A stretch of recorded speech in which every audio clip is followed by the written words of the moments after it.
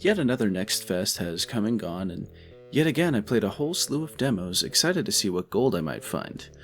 I also spent another few weeks just not working on the video because life happens. Anyway, I feel I definitely scored on a fair number of games, but admittedly I ended up coming across a lot more that just left me feeling kinda empty, I guess. But we're not here for that nonsense. I'll be going over some of the games I found myself enjoying most overall, starting with Supermoves. Some of you, and by some I mean maybe one if I'm lucky, saw my Solaria review, the parkour racing game where you play as scaly robot things.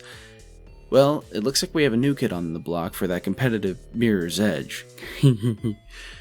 Supermoves is a parkour racing game taking much more after the inspiration than Solaria did. So you're going to be running across rooftops at more human speeds, sliding across ropes, climbing walls, and so on. Oh, and some wipeout type obstacles thrown in for good measure.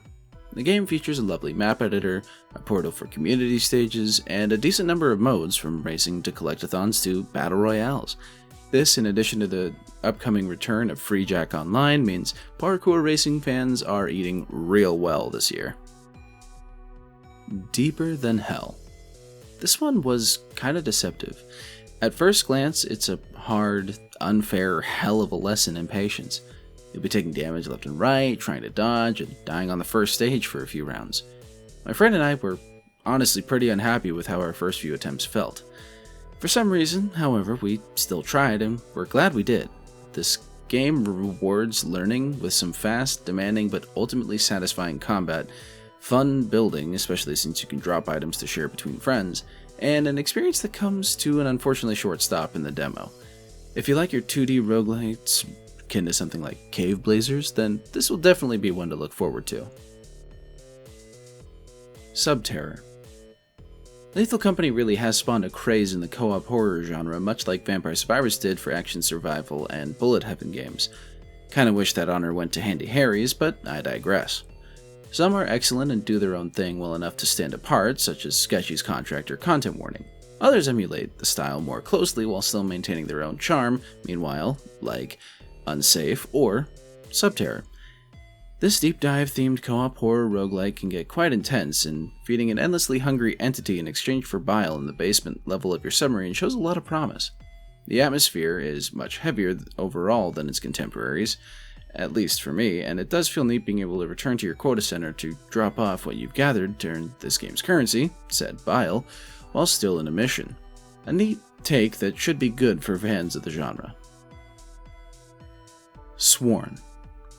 If you ever wondered what Hades would be like if it focused more on Arthurian and Celtic mythology, no voice acting and multiple playable characters, then 1, that's oddly specific, and 2, you are in luck. Sworn seems to be pretty much just that. The format of a playthrough is honestly pretty much identical. The combat is incredibly similar, though not quite as snappy as its inspiration. Still though, with 4 characters and 4 weapons each, plus a skill tree / upgrade system for each weapon, as well as your characters as a whole, there's definitely a solid amount of potential progression to work toward. While I'm not as drawn in as the world of Hades, it's still definitely one to look forward to. Warden's Will. Risk of Rain 2, on top of being the best transition from 2D to 3D since Mario and Zelda, really did help influence the roguelite genre as a whole. Some games take a more direct inspiration, wait, that sounds familiar, such as Warden's Will. That being said, I do like the approach this one takes. Getting into it, you're dropped into a sort of tutorial lobby where you can select from one of 3 characters and 7 different weapons. Each character has their own movement and abilities, whereas the guns allow you to still choose a primary attack that suits you best regardless of the character. It's a cool system they've got there. The actual game, meanwhile, is much harder than the likes of Risk of Rain, with the enemies being quite unforgiving and heals being much harder to come by and no innate passive regen. You'll have to defend 3 points and escape through a black hole, feeling somehow like those repair and defend missions in Deep Rock Galactic in a way. The movement is absolutely satisfying in this, however, though you will have a strong character preference in that regard. Flying, hovering, and dashing all feel quick and fun. Looking forward to seeing what else this game has in store. Shoulders of Giants. Here we have yet another 3D roguelite, though this one seems to have a bit of inspiration from Star Fox as well. That is, if in Star Fox you were a frog, and instead of piloting an R-Wing, you control a mech, and the other animaling companions serve as a scientist, blacksmith, and weaponsmith. Conceptually, the game is honestly quite unique, especially since these mechs aren't the standard we think of with a cockpit and all that. Instead, your lone frog warrior stands atop this mech and, when aiming with right-click, has its own basic attack and set of abilities. So you actually use the mech for melee combat and mobility, and the frog for your ranged options.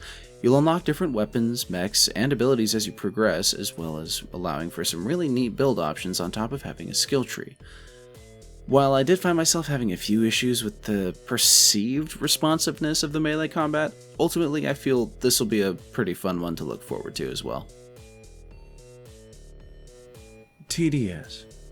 Tower defense games can be a dime a dozen these days, so it's a rare occurrence to see a game do something that feels a little bit more fresh.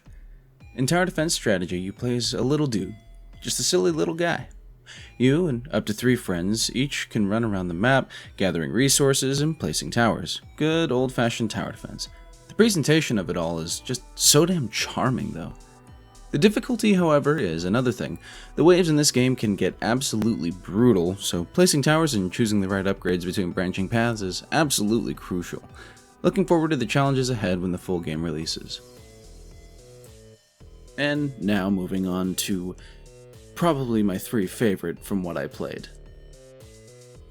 Starting with Dark Hours. I've grown fond of the slowly increasing genre of horror heists, starting with Boomin and eventually Midnight Heist, and now one that really looks to push things, Dark Hours. This one is also one of the few horror games that actually kind of nails the horror a bit more, on top of having a bit more depth to the mission structure. The demo featured a single, small museum, with the goal of stealing some of its most valued items, and just about anything else that isn't nailed down that also fits in your bag. You will have to do some inventory management, you don't want to take just everything. The more you carry, the less stamina you're going to have, and trust me, you're going to need it. On top of the heavy atmosphere, actually intense chases, and solid overall mechanics, co-op in this game switches things up to actually requiring that you and at least one other person work together to solve things. In single player, you may have to throw a key through a gate to hit a switch. In co-op, that switch is entirely out of view, requiring the other player to go and hit it to free you. Hacking? One player gets to see the combo for the hack, and the other player has to enter it within the time limit. Really cool stuff, and it has me unbelievably hyped for the full title. Blood Typers. Ever wondered what Typing of the Dead would be like if it was mixed with Resident Evil and made into a roguelike? Neither did I, but here we are. This was by far one of my absolute favorite demos my friends and I played during the NextFest. I'm generally drawn to oddball titles like this as it is, but it's rare that they ever leave me genuinely impressed or blown away.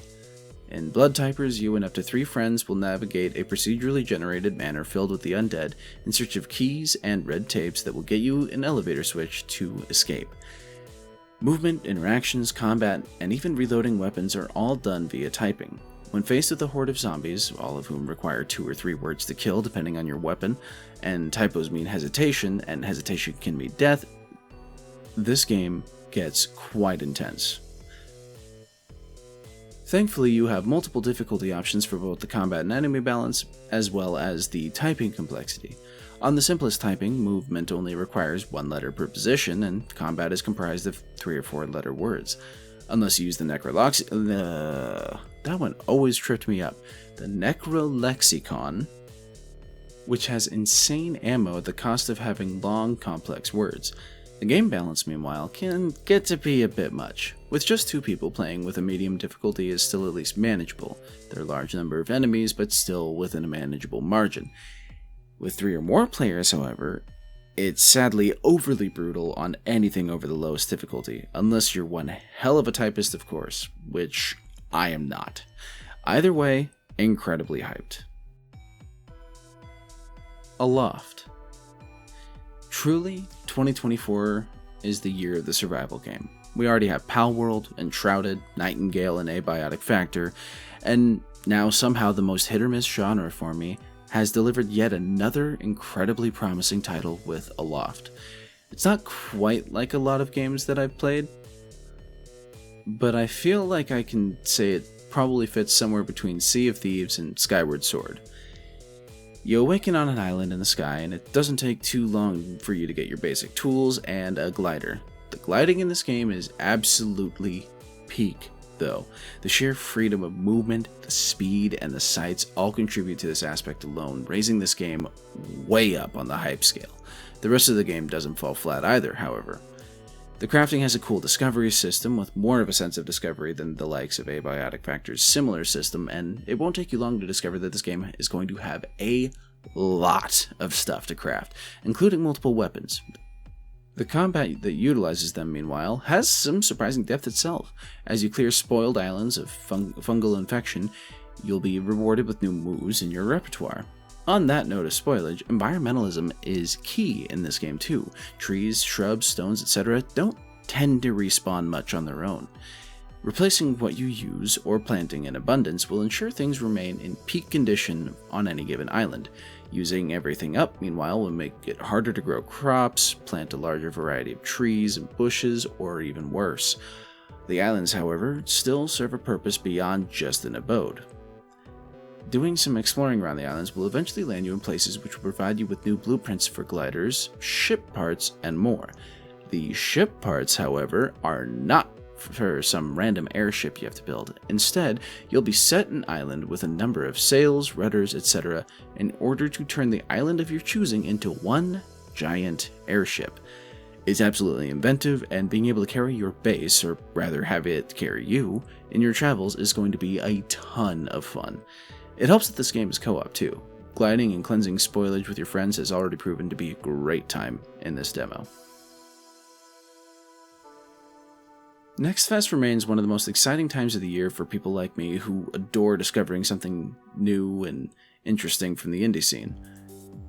This second one of the year did net me fewer titles than I was truly excited for compared to the previous one, but the ones I am hyped for are definitely higher up on my list, so it's a case of higher highs and lower lows, with some titles sadly outright leaving me bitter with how disappointed I was. Thankfully, there was still plenty worth sharing here. Anyway, thanks for tuning in. This has been Phrieksho's Take.